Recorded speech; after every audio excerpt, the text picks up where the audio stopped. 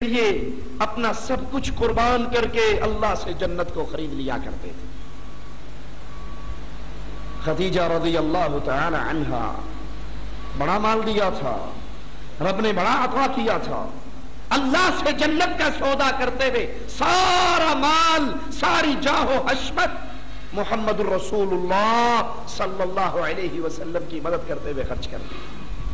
اور پھر اللہ نے عطا کیا خدیجہ گھر سے کھانا لے کر چلتی ہے اللہ کے نبی کے پاس صلی اللہ علیہ وسلم۔ میرے نبی کا نام آئے تو کہہ دیا کریں صلی اللہ علیہ وسلم۔ سودا گھاٹے کا نہیں ہوگا یارو، نقصان نہیں ہوگا، فائدہ ہوگا۔ تم ایک مرتبہ کہو گے صلی اللہ علیہ وسلم، عرش والا اللہ تم پہ اپنی 10 رحمتوں کا نزول فرما دے گا۔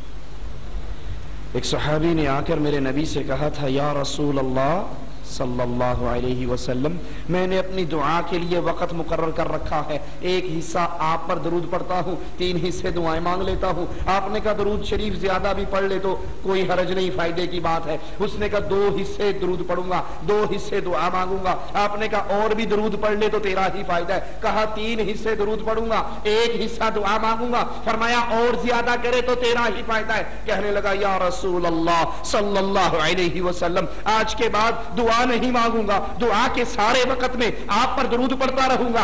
امام کائنات، امام اعظم، امام الانبیاء محمد الرسول اللہ صلی اللہ علیہ وسلم کی زبان مبارک حرکت کرتی ہے۔ فرماتے ہیں میرے ساتھی، اگر مانگنے کے وقت پہ مجھ پہ درود پڑھتا رہے گا، جو تو نے مانگنا ہے عرش والا بغیر مانگے عطا کر دے گا، تیرے گناہوں کو معاف کر دے گا۔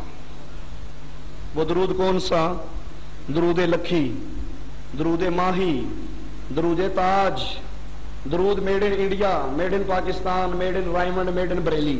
وہ درود وہ جو محمد نے بلال کو سکھایا تھا صلی اللہ علیہ وسلم۔ اللہ کے نبی کے صحابی اس جنت کے لیے کیا کر جاتے؟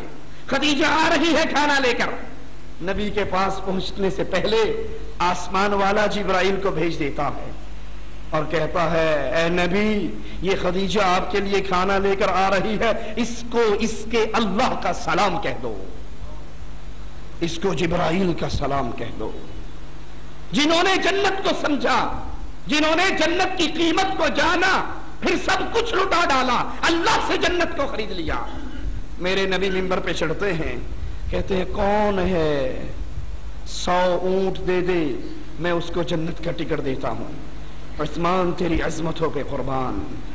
عثمان رضی اللہ عنہ وارضا کھڑے ہوتے ہیں، آقا جنت کا سودا ہے تو اونٹ مجھ سے لیجئے، اللہ کی جنت مجھے دیجئے۔ نبی پھر مانگتے ہیں، عثمان پھر دیتے ہیں، نبی پھر مانگتے ہیں، عثمان پھر دیتے ہیں، نبی مانگ رہے ہیں، عثمان دے رہے ہیں، جھولیے بھر رہے ہیں، اور آخری بار اشرفیے بھر کے لا کے عثمان بس کرو، عثمان بس کرو، آج کے بعد تم کوئی عمل بھی نہ کرو، اللہ نے مجھ سے وعدہ کر لیا ہے تمہیں جنت ضرور عطا کرے گا۔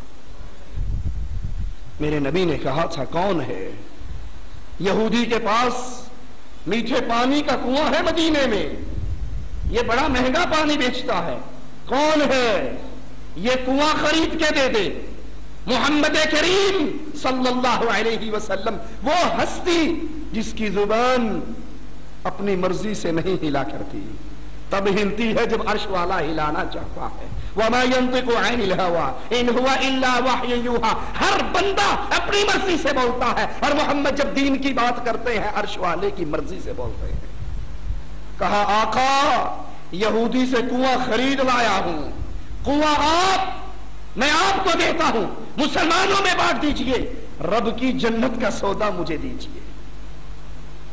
اللہ کے نبی علیہ الصلوۃ والسلام کے پاس ایک شخص آتا ہے، کہتا ہے یا رسول اللہ صلی اللہ علیہ وسلم، میرا باغ ہے، میرے بھائی کا باغ ہے، میں درمیان میں دیوار کرنا چاہتا ہوں، میرے بیوی بچوں کی رہائش باغ کے اندر ہے، ہم دونوں کی اس دیوار کے درمیان میں بھائی کی کھجور کا ایک درخت رکاوٹ ہے، یا رسول اللہ صلی اللہ علیہ وسلم اس سے کہو یہ درخت مجھے ہبہ کر دے، ہدیہ دے دے، گفٹ دے دے، اور اگر نہیں دیتا تو بیچ دے، اس کی قیمت دینے کے لیے تیار ہوں، میں دیوار بنانا چاہتا ہوں تاکہ میری بیوی بچوں کی بے پردگی۔ ہمارے گھر میں بھی یہ پردے کا سسٹم ہے، گھر میں انسان غائب ہے، بیٹی کے ساتھ کزن گپے مار رہا ہے، अजी ओ नहीं जी तुसी नहीं समझते, मामू दा पुत्र जो होया, ये मामू का बेटा है, भाई है, बचपन में खेले हैं, दोस्त हैं, इकट्ठे रहे हैं, बचपन के साथ ही हैं। अरे अल्लाह की शरीयत के अंदर भाई वो है जो इसकी माँ जाया है या इसकी माँ का दूध पीने वाला है। मामू का बेटा इसके लिए बालिग होने के बाद पर्दे का हक रखता है, देवर पर्दे का हक रखता है, जेठ पर्दे का हक रखता है। मोमिन का घराना बापर्दा हुआ करता है, भेड़ बकरियों का अय्यर नहीं हुआ करता जिसका मुंह उठाए वो अपने घर में दाखिल हो जाए। न पर्दे की तमीज है, न बच्चियों को बाहर निकालने की तमीज है। ये इतवार बाजार की शॉपिंग के लिए जा रही है, ये शादी के फंक्शन के लिए जा रही है, चेहरा खुला है, गंदे लिबास है, ये अहले ईमान का घराना नहीं। अहले ईमान आका दीवार बनाना चाहता हूं, भाई से को खजूर मुझे दे दे। नबी सिफारिश करते हैं, वो नहीं मानता। अल्लाह के नबी कहते हैं ये दरख्त इसको दे दे, इस दरख्त के बदले में जन्नत में एक दरख्त फल वाला मैं देता हूं, उसकी गारंटी मुझसे ले ले, अल्लाह अता करेगा। वो फिर भी ना माना। अबू दहदा रज़ी अल्लाहु अन्हु वअर्ज़ा ये सारी बात सुनते हैं, वो उठ के निकल जाता है। कहते हैं आका जन्नत का ये सौदा सिर्फ उसके साथ था या जो भी वो एक दरख्त खरीद के आपको दे दे उसी के लिए जन्नत की गारंटी है? कहा हाँ उसी के लिए गारंटी है, जो भी लेकर दे दे। अबू दहदा दौड़ते हैं, इस दरख्त वाले के पीछे जाते हैं, उसे पकड़कर कहते हैं क्या तू अबू दहदा के बाग को जानता है? तूने बाग देखा है अबू दहदा का? कहने लगा कैसे नहीं देखा, मदीने का सबसे बड़ा बाग, 600 खजूरों के दरख्त, उसमें कुआं और चश्मे, कौन उससे जाहिल रह सकता है? कहा क्या तू राजी है वो सारा बाग तू ले ले, ये एक दरख्त मुझे दे दे। वो मुड़ के देखता है कि मुकर तो नहीं जाएगा। कहा गवाह है? अरे तू गवाहों की बात करता है, और मैं सोच रहा था अगर तू पूरा बाग लेकर भी ये दरख्त देने पे राजी ना हुआ तो मेरे पास और क्या है जो तुझे दे के दरख्त खरीद लूं। दरख्त खरीद के नबी की अदालत में आते हैं, कहते हैं या रसूल अल्लाह सल्लल्लाहु अलैहि वसल्लम, अबू दहदा 600 खजूरें देकर एक खजूर खरीद के लाया है जन्नत के लिए। आका ये दरख्त आप लीजिए, रब की जन्नत मुझे दीजिए। आयशा बैठी हैं घर में, मदीने की जमीन वाइब्रेट करती है, थरकती है, थमकती है। पूछती हैं ये आवाज कैसी है? कहने वाला कहता है आज अब्दुर्रहमान इब्ने औफ का ऊंटों का इतना बड़ा काफिला तिजारत का माल लेकर आया है, वो ऊंट जब मदीने में दाखिल हुए उससे जमीन मदीने की जमीन से आवाज आती। कहा सुभान अल्लाह, अब्दुर्रहमान का क्या हाल होगा जब ये अल्लाह की जन्नत में छलांगे मारता हुआ जा रहा होगा। सुनने वाला भागा, अब्दुर्रहमान के पास पहुंचा रज़ी अल्लाहु अन्हु वअर्ज़ा।